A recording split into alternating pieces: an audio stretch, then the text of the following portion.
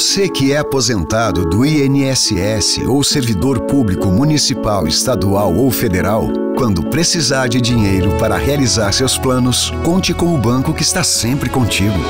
O Banrisul tem crédito consignado com parcelas que cabem no seu bolso.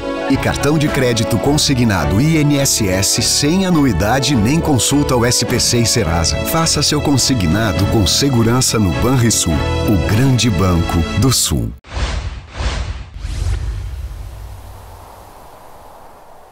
EGR, Empresa Gaúcha de Rodovias. Governo do Estado, todos pelo Rio Grande.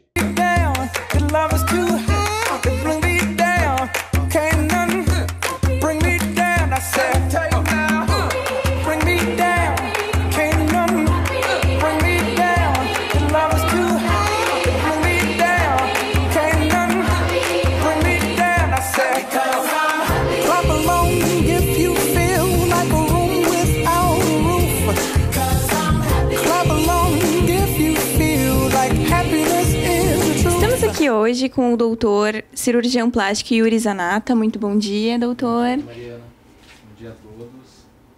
Doutor, gostaria que você nos falasse um pouquinho sobre a sua trajetória, como começou a sua carreira. Eu sou médico formado pela Universidade de Caxias do Sul. Me formei em 2011. Realizei residência de cirurgia geral pela Fundação Hospital Geral, em Caxias do Sul também. E terminei minha formação em cirurgia plástica pelo Grupo Hospitalar Conceição Hospital Cristo Redentor aqui em Porto Alegre. Doutor, um dos procedimentos cirúrgicos mais famosos entre as mulheres é a prótese de mama, que também é conhecida como silicone. O senhor poderia nos explicar um pouquinho como é que funciona este procedimento? Sim. O implante de mama hoje é uma das cirurgias mais procuradas pelas pacientes no mundo inteiro. No mercado existem diferentes tipos de próteses, diferentes tamanhos, diferentes projeções, diferentes marcas. Isso acaba causando muita dúvida em relação de qual implante escolher. Quais os tipos de prótese que existem que são os mais comuns? No mercado hoje existem basicamente 3 tipos de implantes. Os implantes texturizados, os implantes de poliuretano e os implantes lisos.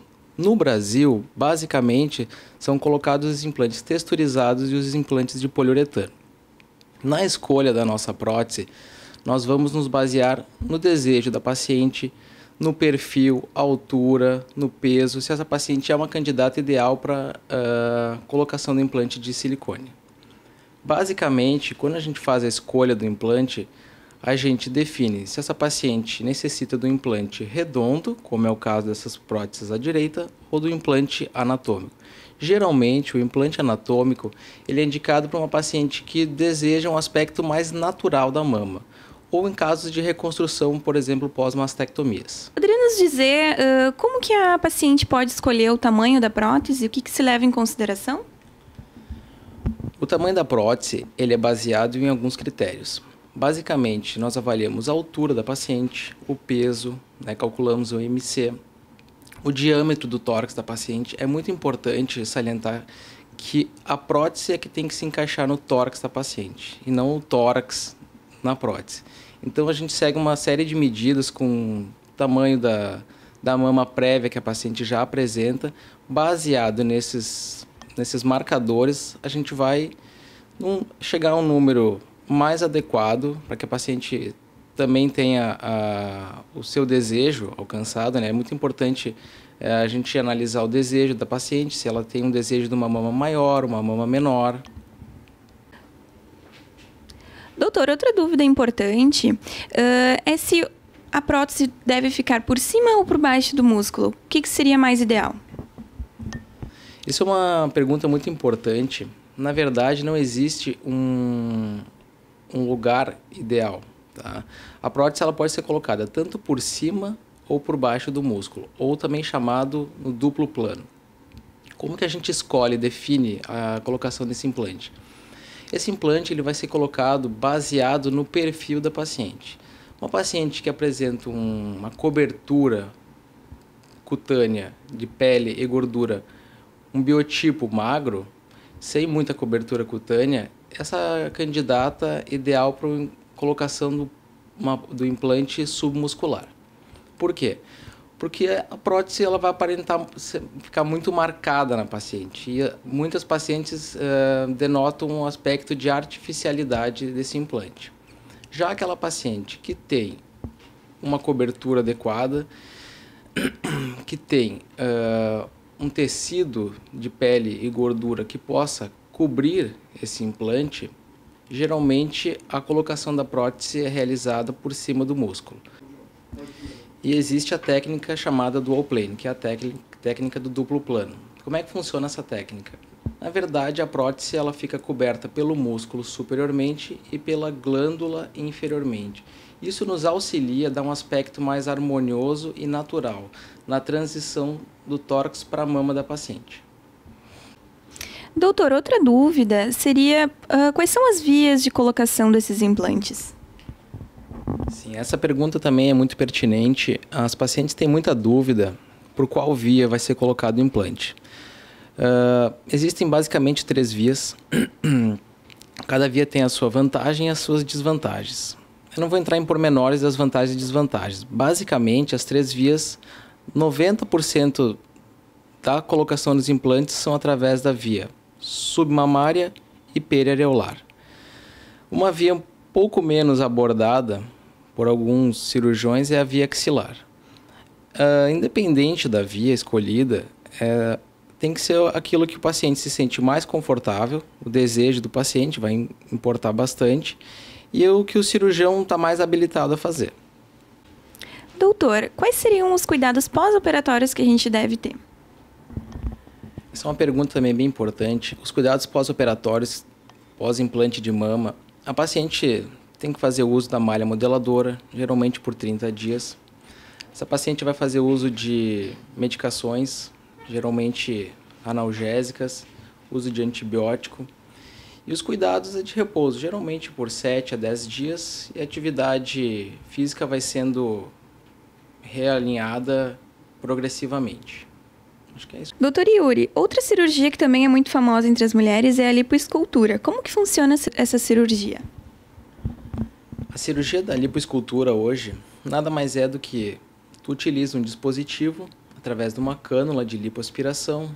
Existem vários tamanhos, vários tipos de ponta. Basicamente, ele é um dispositivo para fazer a retirada dessa gordura. A lipoescultura, ela não é uma cirurgia de emagrecimento. É uma cirurgia para retirar depósitos específicos de gordura no corpo da paciente. Quais seriam esses depósitos? Os depósitos na região abdominal, a região dos flancos, conhecida como a famosa bordinha, que as mulheres não gostam, região do dorso, região, parte interna das coxas, culotes, basicamente essas regiões. E a gente consegue melhorar o contorno, a gente consegue definir melhor a silhueta dessa paciente, melhorando o equilíbrio entre a região superior e inferior do corpo. Doutor, essa gordura, ela pode ser reutilizada em alguma outra parte do corpo da paciente? Sim, essa gordura, ela é processada, a gordura da paciente ela é processada e ela pode ser reutilizada em regiões específicas. Isso é chamado enxerto de gordura. Aonde que nós podemos reutilizar essa gordura? Geralmente, um desejo grande das pacientes é na colocação dessa gordura no bumbum, para definir melhor o contorno glúteo, para gerar projeção, para gerar uma melhor harmonia da cintura. A gordura ela pode ser utilizada também para correção de algumas cicatrizes, para correção de algumas depressões, né? Ela não é só para fins estéticos, ela pode ser utilizada para fins reparadores também. Doutor, qual seria a diferença entre a abdominoplastia e a lipoaspiração? A abdominoplastia é um procedimento cirúrgico também, em que existe a retirada da gordura e de pele da região abdominal. A abdominoplastia ela é associada com a lipoaspiração, na imensa maioria dos casos. Qual é o benefício da abdominoplastia? Para quem está indicado? Geralmente, aquela paciente que existe um excesso de pele na região abdominal, uma paciente pós-gestação, uma paciente que teve um emagrecimento importante, é muito importante frisar que essa paciente ela tem que estar num peso ótimo ou subótimo para ser submetida a essa cirurgia. Não é uma cirurgia para paciente que esteja muito acima do seu peso. Senão o resultado estético não vai ser tão agradável. Isso a gente avalia em consulta através de altura, peso, calcula o IMC da paciente. É importante salientar também essa cirurgia, geralmente ocorre um afastamento da musculatura abdominal. Então a gente já aproveita para retirada de pele, de gordura, a gente já aproveita e faz a aproximação desses músculos, tonificando a região abdominal novamente. É uma cirurgia que fica uma cicatriz na região anterior do abdômen, uma cicatriz que fica escondida pela linha da roupa íntima, né, do biquíni, e uma cicatriz na região abdominal. Com a associação da abdominoplastia e da lipoescultura, a gente consegue otimizar o resultado da paciente. Doutor, quais seriam os cuidados que a paciente precisa ter no pós-operatório? O pós-operatório da abdominoplastia, ele requer um tempo um pouquinho maior do que o implante de mama, geralmente em torno de 20 a 30 dias. Existem algumas pacientes que têm indicação de utilização de drenos, correto?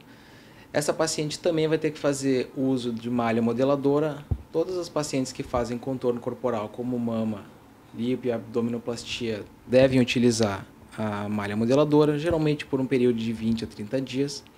Os cuidados também serão administrados uma medicação analgésica, antibióticos, medidas antitrombóticas, é muito importante. Essa paciente tem que começar a deambular precocemente, evitando assim qualquer tipo de complicação. Doutor, existe alguma restrição alimentar pós-cirurgia?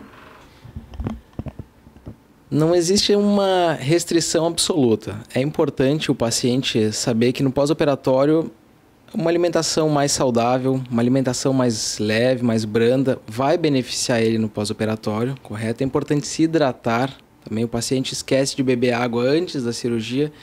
Se ele não for lembrado, ele vai continuar esquecendo. E os pacientes podem desidratar no pós-operatório. Uma cirurgia de lipoaspiração, em que a gente retira muito líquido do paciente, alguma quantidade de sangue também. Então, a alimentação branda, uma alimentação mais saudável e não esquecer de se hidratar no pós-operatório. Atualmente as mulheres se preocupam com as correções faciais. Doutor, nos explica como é que funciona essa cirurgia nas pálpebras.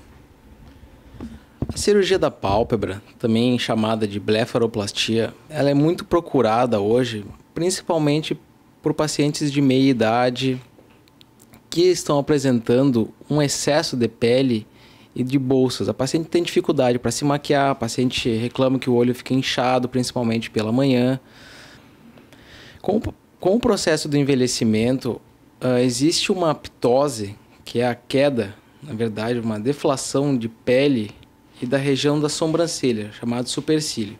Com isso, a paciente vai ficando com um olhar cansado, um olhar de triste, muitas vezes prejudicando, inclusive, a visão. Doutor, e como é que é realizada essa cirurgia? A realização dessa cirurgia é feita a retirada de pele da região superior, inferior ou dependendo de ambas as pálpebras, se a paciente tem indicação.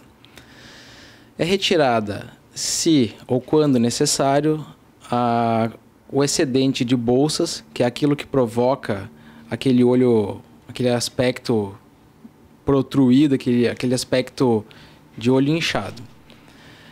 É uma cirurgia que geralmente dura em torno de 1h30, mais ou menos. É um pós-operatório que o paciente faz a cirurgia de manhã, vai embora para casa. É uma cirurgia ambulatorial. Doutor, e quais seriam os benefícios para as pacientes sobre essa cirurgia? O benefício da cirurgia. Então, como eu comentei anteriormente, a paciente ela sente o olho pesado, um aspecto de cansado e de triste. A cirurgia de blefaroplastia, ela traz o rejuvenescimento da região óculo-palpebral, a região da periórbita. Essa cirurgia ela traz o rejuvenescimento da periórbita. Ela abre o olho, a paciente consegue novamente se maquiar. Ela não tem mais a necessidade de ficar puxando a região do supercílio a região da sobrancelha para poder fazer esses movimentos. Doutor, e como é que funciona o pós-operatório dessa cirurgia? O pós-operatório da cirurgia de pálpebra, ele requer alguns cuidados. A paciente tem que fazer um repouso, isso é importante, é uma região muito vascularizada, então a paciente deve permanecer com a cabeceira da cama quando for se deitar mais elevada, com pressas frias, né?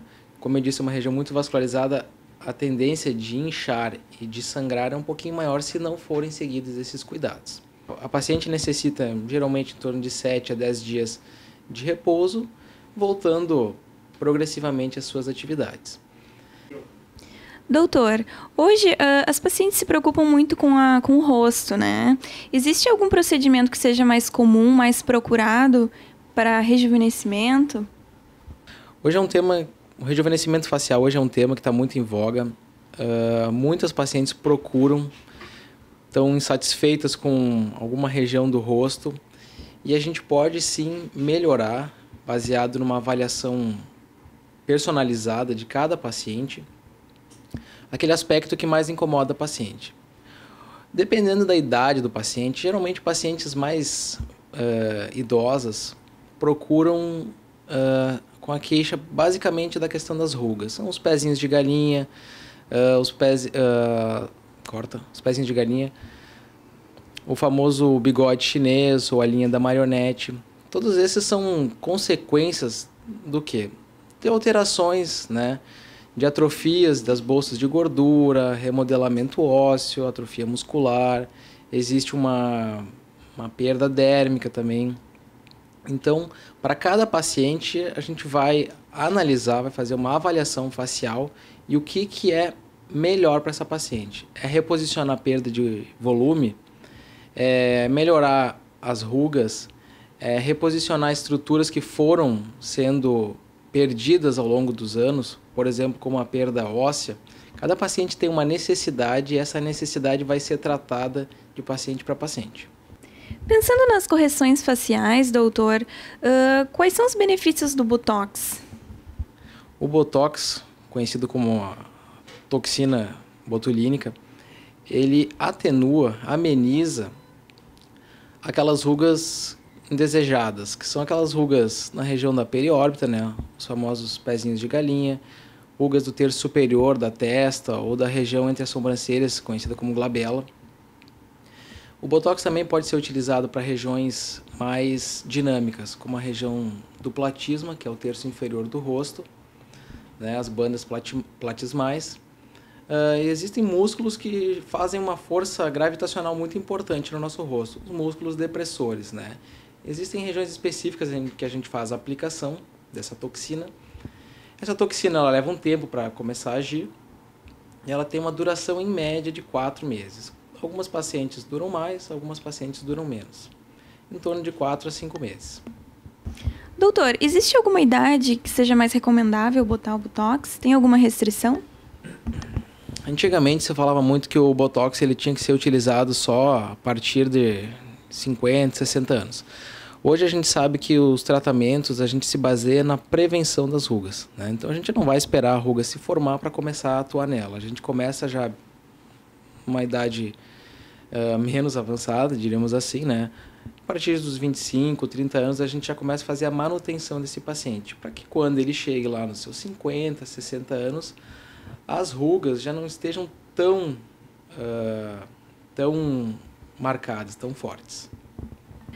Doutor, e quais seriam esses cuidados? Bom, o Botox ele é um procedimento muito rápido de ser feito. Ele tem um downtime, que é a recuperação que o paciente faz no consultório.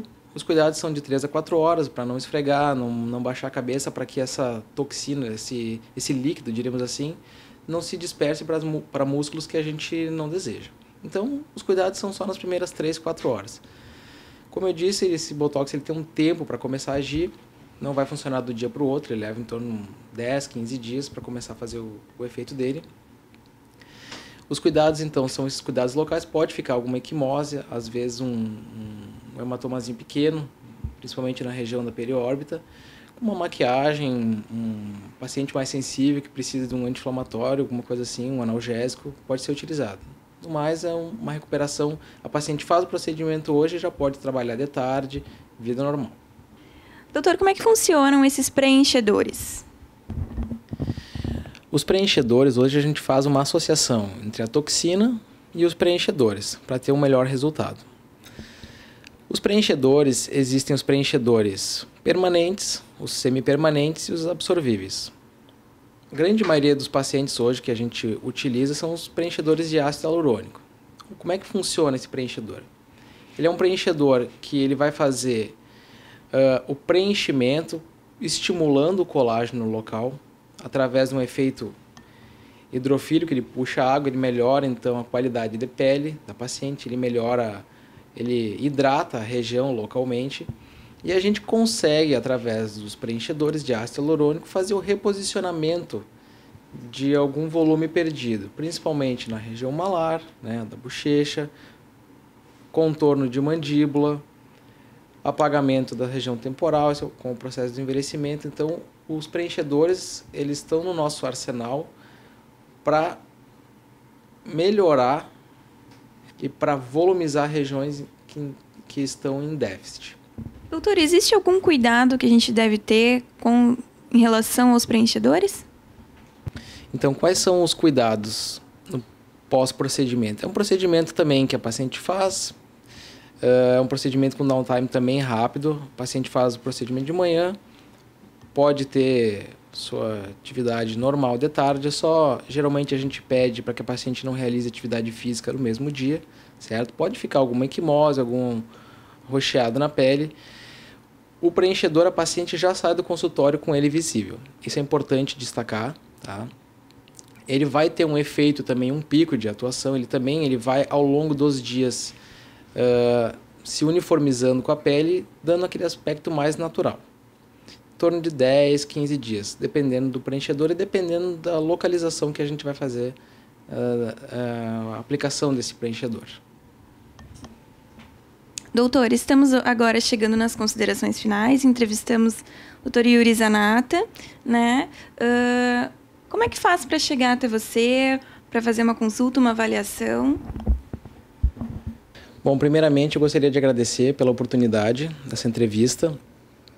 Eu gostaria de salientar que a primeira consulta é um dos momentos mais importantes, que é onde nós esclarecemos, é onde nós avaliamos os objetivos e as expectativas dessa paciente, referente à cirurgia. Então, sempre é importante ressaltar que a paciente não deve ficar com dúvidas, ela deve tirar todas com o cirurgião plástico no dia da consulta, no exame físico. E eu gostaria de convidá-los a conhecer a nossa clínica. Eu, a minha secretária e os meus colegas estamos à disposição de todos. Muito obrigado. Clap along if you feel like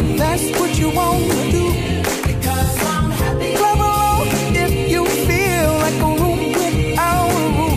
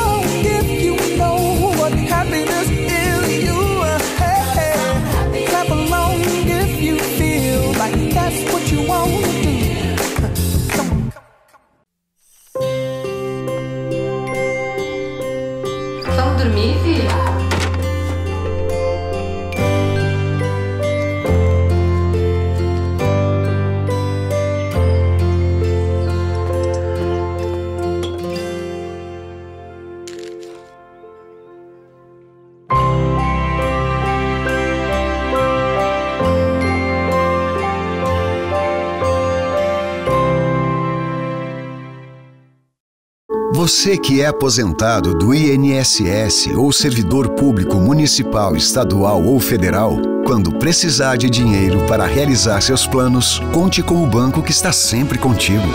O Banrisul tem crédito consignado com parcelas que cabem no seu bolso e cartão de crédito consignado INSS sem anuidade nem consulta ao SPC e Serasa. Faça seu consignado com segurança no Banrisul, o grande banco do Sul. EGR, Empresa Gaúcha de Rodovias. Governo do Estado, todos pelo Rio Grande.